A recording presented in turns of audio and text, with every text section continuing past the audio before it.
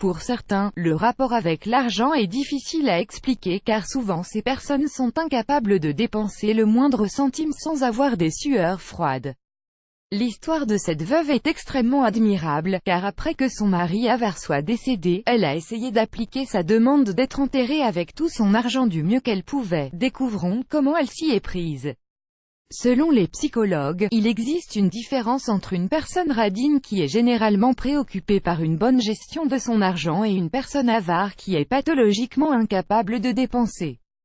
Même si souvent les radins peuvent glisser vers l'avarice, les caractéristiques d'une personne avare. L'avarice est un trouble obsessionnel qui touche plusieurs personnes. Celles-ci sont tellement obsédées par l'argent qu'elles ne peuvent pas s'empêcher de penser à chaque pièce qui va quitter leur porte-monnaie.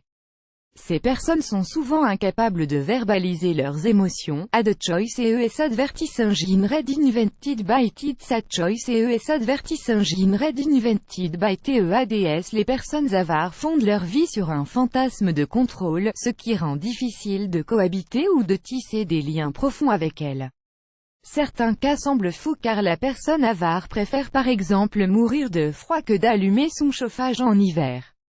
Elle est tellement terrorisée par l'idée d'avoir une facture élevée qu'elle s'oublie, elle est prise au piège dans ses propres peurs.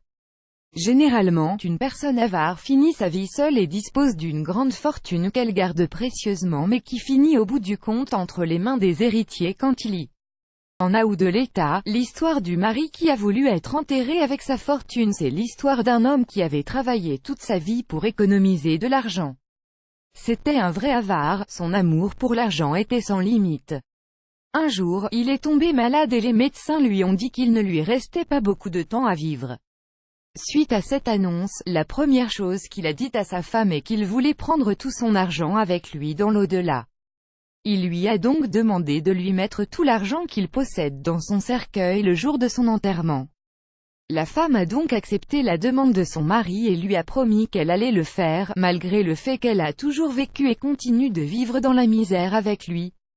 EcoVolt Singapore Consumers Save on Electricity with EcoVolt. EcoVolt annulaire Delta Wars play this game for a minute and see why everyone is addicted. Delta Wars annulé par Taboola. Contenu sponsorisé. Contenu sélectionné. Peu de temps après, le mari décède. Les funérailles ont lieu dans leur église locale. Il était étendu dans le cercueil, la femme était assise habillée en noir aux côtés de son meilleur ami. Quand ils ont fini la cérémonie, juste avant que les employés des pompes funèbres se préparent à fermer le cercueil, la femme leur demande d'attendre quelques minutes. Elle avait une boîte à chaussures avec elle, la veuve s'est dirigée vers le cercueil et l'a mise à l'intérieur. Puis le cercueil a été verrouillé et étonné, son ami lui demande ce que la boîte contenait, elle lui raconte toute l'histoire, mais ce dernier ne l'a pas cru. Il l'a traitée de folle mais la veuve était convaincue par son acte et a expliqué à son ami qu'elle a promis à son mari de mettre toute sa fortune avec lui et qu'elle devait honorer sa promesse.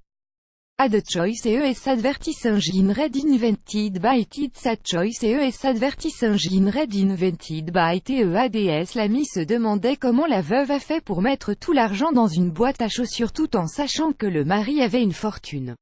La veuve lui explique que c'était un gros problème pour elle et finalement elle a décidé de tout mettre sur son compte et de lui faire un chèque qu'elle a mis dans la boîte. Partagez cette histoire avec vos amis et donnez-leur la dose de sourire dont ils ont besoin. Les événements de ce témoignage peuvent ne pas être réels mais la ruse de la veuve mérite d'être partagée. Plus grand que